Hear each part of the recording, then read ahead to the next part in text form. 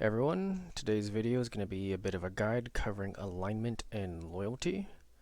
I'm lumping these in together because the two mechanics are pretty closely intertwined. Starting with alignment, here you can see the alignment chart in game, and there are 4 different alignments you can choose from. These alignments operate on 2 different axes, meaning that you have to choose between Old Faith and Christian, and Tyrant or Rightful. As you progress through the game, you'll be offered multiple choices on how to resolve certain events for certain rewards, certain dialogue choices, certain actions within missions. And by locking in those actions, you will earn a point to the corresponding alignment that is denoted on that choice. You'll always know when an option is going to offer you an alignment point because it will have its corresponding symbols next to that option. The maximum amount of points you can earn in any given direction is 20, but the last upgrade for any given alignment is at 18. Now, when you begin a run, I highly suggest looking at this chart and looking at what benefits are offered for each alignment, what heroes are being offered, which ones seem the most interesting, picking that from the get-go and locking in and not wavering from it. The game does give you a lot of opportunities to make sure you get to these last upgrades at 18 points, but it is possible to miss some options and fall short by the end of the game. As you can see here, I've reached the end of the game on this playthrough. I only reached 17 in Old Faith, so I'm missing out on this law here. Now, I wouldn't worry too much about missing out on the heroes. They are all unlocked at a respective 7 and 13 for every alignment. Missing out on these would require you to really be kind of going back and forth and choosing conflicting alignment options. You'd pretty much basically be having to go out of your way almost to lock yourself out of getting the alignment restricted heroes at the very least. You will notice that there are heroes in each quadrant that are unlocked through a combination of either Old Faith Rightful or Christian Tyrant, what have you, and these are unlocked at 8 points of each alignment. I won't go too specific into details about what every single possible alignment upgrade is, because that would be very long-winded, but I will say you can get laws, you can get new decrees, obviously heroes, and various other passives to help bolster you throughout your campaign. Now, many of these alignment heroes are very powerful and often have much more unique skill sets compared to their non-alignment locked counterparts. Taking Red Knight here, for example, he has a litany of abilities specific to him that you won't find on much more standard defenders. When you use these alignment restricted heroes, they will all come with some sort of negative trait that discourages you from using heroes of opposing alignments. On Red Knight here you can see he is wicked, so if you take him on a mission with a rightful hero, he will lose a loyalty. Morgana, who is Old Faith, is the same for Christian.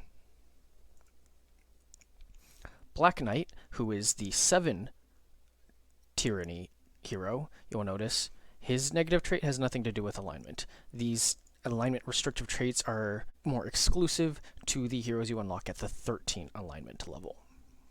Now, how does alignment play into loyalty? And what exactly is loyalty? Loyalty, you can see up here, this meter, it will either increase or decrease depending on choices you make and your alignment. There are certain options you can pick during events that will pop up throughout your campaign that will flat out tell you X types of heroes will lose loyalty if you pick this option, or X types of heroes will gain loyalty if you pick this option. Sometimes there will be both. If you pick an option, one type of hero will gain loyalty while others will decrease. When you get those prompts, it will tell you what heroes you currently have on your round table that will benefit or suffer the penalty from these loyalty shifts. So you can check without having to back out and look at all your different heroes. As you can see, there are a number of benefits you can gain from having high loyalty heroes, as well as some penalties for having low loyalty heroes. The game is a bit nicer and does offer a little more benefit to loyalty positive heroes as opposed to loyalty negative heroes. You can see there's two 10% damage buffs that do stack for 20%, as well as getting an extra AP. On the flip side, minus 10% damage and minus 1 AP. What it doesn't show you, however, is if you do have a hero reach negative 20, they can leave your round table. It won't necessarily be immediate, but the longer they are at negative 20, just the more continuous risk they are of just upright leaving. Their spot will be empty, and you'll need to recruit a new hero from the aspirant bench. Now, beyond events, what affects loyalty? Your alignment, as I alluded to earlier. If you mouse over the loyalty number here, it'll actually give you a breakdown of what is it you've done that is providing bonuses or penalties. As you can see with Morgana, I have bonuses from a court title I've given her, a +1 from an event, +10 for my religion, -1 triggered by her trait. I brought her on a mission with a Christian hero at one point, and other. Now, we're going to focus on that line there that says Ruler's Religion. Obviously, this is an Old Faith run. You need Old Faith to recruit her in the first place, so naturally she's going to have a high bonus from that. Heroes that have matching moralities to your alignment will get these loyalty bonuses. And juxtaposed to that, heroes with opposite alignments will have loyalty penalties. If we check Guinevere here, who is rightful, and I am Tyrant, we mouse over this, you can see -10 from Ruler's Morality. Thankfully, in her case, she is Old Faith, like I am, so my religion kind of balances out her morality. You can see here that the maximum buff or penalty to loyalty due to alignment is 10 in either direction.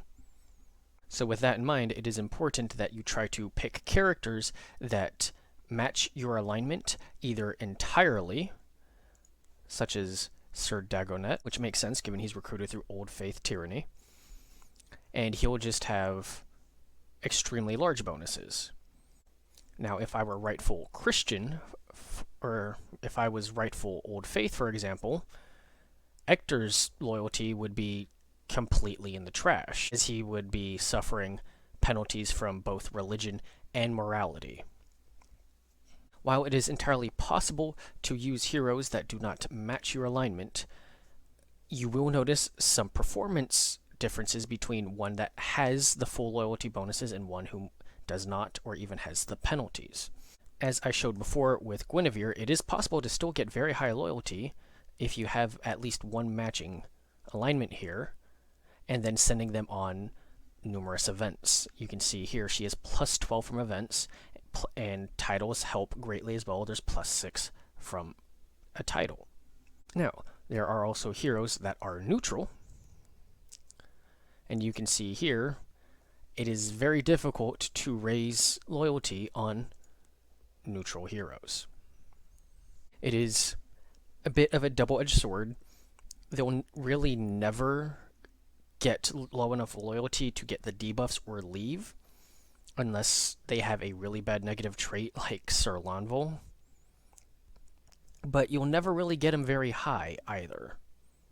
The only way to really work around this is by sending them on events. Unfortunately, some neutral heroes you unlock later in the game won't have access to many of those events, as many of them will have already passed. This does not mean do not use them. They can still be very powerful and very efficient. A perfect example here being Lady Boadicea. She is neutral, low loyalty, but she is still very useful and one of the strongest vanguards in the game. That about covers it as far as alignment and loyalty goes, how they work together, how loyalty works, how you can help manipulate it a bit. My only parting advice is do be careful with some of those events. Just don't randomly send whoever you want on those. As you get later in the game, some of those events can get a bit tricky and require specific types of heroes to succeed on them. And if a hero fails an event, there's a chance they could lose loyalty as well. There are always hints and clues when reading the text that will kind of allude to what kind of hero you want to bring along for that. there isn't a whole lot to go over when it comes to the loyalty and alignment mechanic. But if you have any other questions, feel free to leave them down in the comments, and I will be happy to respond to those. With all that being said, thanks for watching.